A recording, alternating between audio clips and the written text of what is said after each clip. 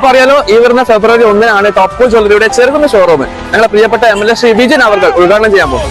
അപ്പൊ ഈ ഒരു അവസരത്തിൽ ഞങ്ങൾ നിങ്ങളെ എല്ലാവരും ഈ ഒരു ഉദ്ഘാടന ഫംഗ്ഷനിലേക്ക് ക്ഷണിക്കുകയാണ്. കൂടാതെ ഞങ്ങളിതാ നിങ്ങളെ കാണാൻ നേരിട്ട് വരികയാണ്.